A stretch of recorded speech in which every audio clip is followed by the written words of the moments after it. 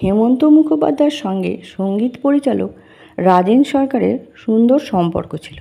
রাজেনবাবু একজন বড় মিউজিশিয়ান ছিলেন। ছেলে রিতেন সরকারের কাছ থেকে রাজেনবাবুর প্রতিভার কথা জানতে পারা যায়। ছোটবেলা থেকেই সঙ্গীতের প্রতি রাজেন সরকারের অসীম আকর্ষণ। বিশেষ করে ক্ল্যারিনেট বাজাতেই বেশি ভালোবাসতেন। হেমন্ত মুখোপাধ্যায়ের গুণমুগ্ধ ছিলেন রাজেনবাবু। ছেলেকে বলতেন, স্বর্ণকণ্ঠ হেমন্তবাবু, যা গাইবেন শ্রোতারা একেবারে আচ্ছন্ন হয়ে থাকেন। 1954 সালে ঢুলি থেকে সুরকার হিসেবে রাজেনবাবুর জয়াযাত্রা শুরু। এই ছবিতেই হেমন্ত মুখার্জি গাইলেন জীবন জেরে স্বপ্ন মায়া, ওরে কাঙাল মন এবং ও আমার বাংলা মাগো দেখি তোমার নয়ন ভরে। দুটোই অত্যন্ত সুখশ্রাব্য গান। মোট 9টি গান ছিল এই ছবিতে। রাজেন সরকারের সুরে অশান্ত ঘূর্ণি ছবিতে হেমন্ত মুখার্জি গাইলেন আমার নতুন গানের জন্মতিথি এলো, বাঁশি বাজুক বীণা বাজুক। গীতিকার পুলক বন্দ্যোপাধ্যায়। ধীর লয়ে গানটি গেয়েছিলেন তিনি। তাতেই গানের মেজাজ খুব সুন্দর ফুটে ওঠে। রাজেন সরকারের বহু ছবিতে গান রচনা করেছেন পুলক বন্দ্যোপাধ্যায়। নতুন জীবন, বালুচরী, মুক্তিস্নান কিংবা এই পৃথিবী পান্থনিবাস ছবিতেও পুলক বন্দ্যোপাধ্যায়ের কলম সচল থেকেছে। নতুন জীবনে হেমন্ত কণ্ঠের তিনটে গান দারুণ জনপ্রিয় হয়।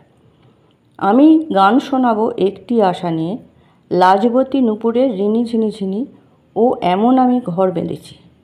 পিয়ানো বাজিয়ে এক ঘরোয়া অনুষ্ঠানে আমি গান শোনাবো গাইছেন অনিল চট্টোপাধ্যায়। সন্ধ্যা রায় মনোযোগ দিয়ে গান শুনছেন। লাজবতী নুপুরের রিনি ঝিনি ঝিনি গানটিও অনিল চট্টোপাধ্যায়ের লিপে। গাড়ি চালাতে চালাতে গাইছেন হ্যাপি মুডে। আর এমন আমি ঘর বেঁধেছি গানটি ঘরে বসে গাইছেন তিনি। সন্ধ্যা রায় সাংসারিক কাজকর্মের ফাঁকে শুনছেন। বালুচরী ছবির গানও কম জনপ্রিয়তা লাভ করেনি। অনিল চট্টোপাধ্যায়ের লিপে হেমন্ত মুখোপাধ্যায়ের আজও হৃদয় আমার পথ চেয়ে দিন গুনে। পিয়ানো বাজিয়ে খুশি মনে গাইছেন অনিল চট্টোপাধ্যায়। আর এই গান, আরেকটি গান আজ হিসাব মেলাতে গিয়ে দেখি। আজ হিসাব মিলাতে গিয়ে দেখি গানটির অন্তরায় ওপরের মা ছুঁয়ে আসার একটা ব্যাপার ছিল, কিন্তু হেমন্ত মুখোপাধ্যায়ের গাইতে অসুবিধে হচ্ছিল। বললেন, রাজেনবাবু আপনি ভাববেন না, আমি গানটা ক্যাসেটে তুলে নিচ্ছি, বাড়িতে প্র্যাকটিস করলেই সব ঠিক হয়ে যাবে। এরপর তিনি ওই গানটি কোন উচ্চতায় তুলে নিয়ে যান তা বলার প্রয়োজন পড়ে না। রাজেন সরকারের সুরে মুক্তিস্নান হেমন্ত মুখোপাধ্যায়কে আবারও পেলাম সেই ছবির নায়ক অনিল চট্টোপাধ্যায়ের লিপি। মাতাল স্বামী এলেন গান গাইতে গাইতে, সুরের আসর থেকে মন নিয়ে এসেছি গো। নববধূ সাবিত্রী চট্টোপাধ্যায় এই অবস্থায় স্বামীকে কিভাবে সামলাবেন বুঝে উঠতে পারেন না। হেমন্ত মুখোপাধ্যায় মাতালের গান এমনভাবে পরিবেশন করেন মনে হবে যেন তিনি নেশাগ্রস্ত হয়ে গানটি রেকর্ডিং করেছেন। রাজেন সরকারের সঙ্গে দীর্ঘদিন কাজ করার সুবাদে হেমন্ত মুখোপাধ্যায়ের এক বন্ধুত্বপূর্ণ সম্পর্ক গড়ে ওঠে। রাজেন সরকারের ছেলে রিতেন সরকার বলেন, হেমন্ত কাকু আমার বাবাকে একবার বলেছিলেন, রাজেনবাবু ভালো টিউশন পেলে আমাকে বলবেন। বাবার এক বন্ধু স্ত্রী গান শিখবেন, মাসে 30 টাকা পারিশ্রমিক। হেমন্ত কাকু স্ট্রাগলিংয়ের সময় ওই টাকাতেই গান শেখাতে রাজি হয়ে গেলেন। অবশ্য তখনকার দিনে 30 টাকার মূল্য নেহাত কম ছিল না।